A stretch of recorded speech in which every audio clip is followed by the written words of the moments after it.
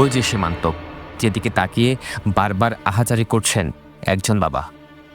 এই সীমান্তে তাকিয়ে জসিমউদ্দিন বলছেন অভিযোগের কথা, কারণ উপার দেশ মিয়ানমার থেকে ছোড়া একটি বুলেট এসে রক্তাক্ত করেছে তার একমাত্র কন্যা আফনানকে। মেয়ের এই অবস্থা কিছুতেই মানতে পারছেন না বাবা। বারবার নিজেকে সামলানোর চেষ্টা করেও ভেঙে পড়ছেন জসিমউদ্দিন। হাতের মুঠোয় শক্ত করে ধরে রেখেছেন একটি ডাল ভাজার প্যাকেট। এই প্যাকেটের ডাল ভাজা খেতে খেতেই গুলিবিদ্ধ হয়েছেন আফনান।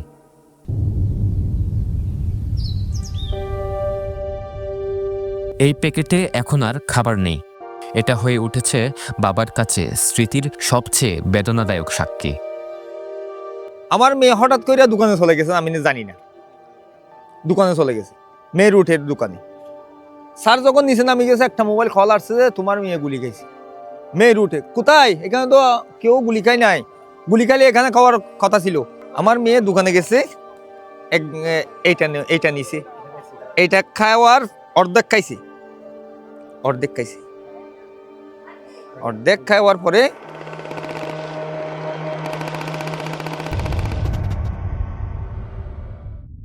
এই বইগুলো নিয়ে সেদিন স্কুলে যাওয়ার কথা ছিল আফনানের। ক্লাসে বসে পড়াশোনা করার কথা ছিল, স্বপ্ন দেখার কথা ছিল ভবিষ্যতের, কিন্তু সে সুযোগ আর হয়নি।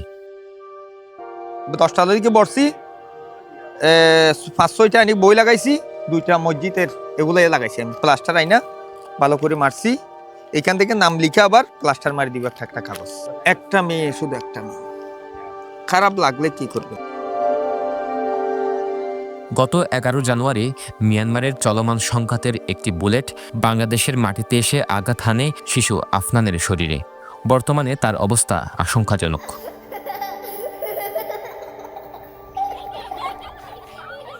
এই সীমান্ত পাড়ে জন্ম নেয় অবুঝ শিশুরা। মাঠে দৌড়ায়, হাসির শব্দে ভরে ওঠে চারপাশ। তাদের চোখে কোনো ভয় নেই, কারণ তারা জানে না এই মাটিতে হঠাৎ নেমে আসতে পারে ওপারের বুলেট। ওরা জানে না সীমান্ত মানে কি, মৃত্যু কতটা কাছাকাছি দাঁড়িয়ে থাকে। ওদের খেলা থামে না, কিন্তু বাবা মায়ের বুকের ভেতর প্রতিটা মুহূর্ত আতঙ্ক। যেবার নিষত্তু গুলি ফাইয়া দিয়ে কিন্তু আর এক গড় ফাড়ার লাগিয়ে আর সৈন্যর গাম মালি হবে আতঙ্ক। আর একগুণ যাইবার এখনো সুযোগ নেই, থাকিবার এখনো সুযোগ নেই। এই গ্রামে অনেক গুলি আইসা পড়ছে, মাইন, বিভিন্ন আসবাবপত্র পাইছে এখানকার লোকজন।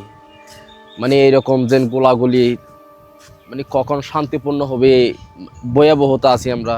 গিয়া অস্ত্র বদল তারা ঠুস গরি গো মারে, তারপরে ওই তারা দড়ি বাগিয়ে মানে গুলি ইতারা গুলিমু চালাত বগুন ইকিয়া ইতারা জাহান ফাঁসে আর বোর্ডার ফাঁসে তেলি তারা গুলিও মারতে বগুন হঠাৎ আর ফারার ইকা মারে। তারা আর নীতি আতঙ্ক একবার নয় নিলে হয় একবারই। আর রোডে চলাফেরা করতে আর তো আইডিয়াল লাগে, রোহিঙ্গার তো কিছু না লাগে।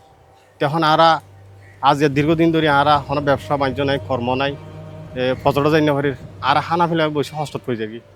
যেহেতু এলাকার মানুষ আতঙ্কিত, হাজ কর্ম করতে কি বই লাগে, বাইরে যাই না পারি। এভাবে বই লাগে যে হন টাইমের মাঝে কি ঘটে যায় হনে নিশ্চিত যে না পুরো যা হঠাৎ মাঝে হয়ে গিয়ে টাইম নাস্তা লেগে মধ্যে গুলি আই লাগিয়ে হই বা কি মৃত্যু ওই বর বাঁচবদিন বিশ্বাস নেই, এবার মৃত্যু হইব। এখন বর্তমান কি মেডিকেল হসপিটাল। গুলিবিদ্ধ আফনান এখন জীবনের জন্য লড়ছে, সে বাঁচতে চায়। একটি শিশুর বাঁচার আকুতি আজ প্রশ্ন ছুড়ে দিচ্ছে সীমান্তে আর কত শিশুর রক্তে বিচবে বাংলার মাটি। সরোয়ার সাকিব, পেনুয়া নিউজ।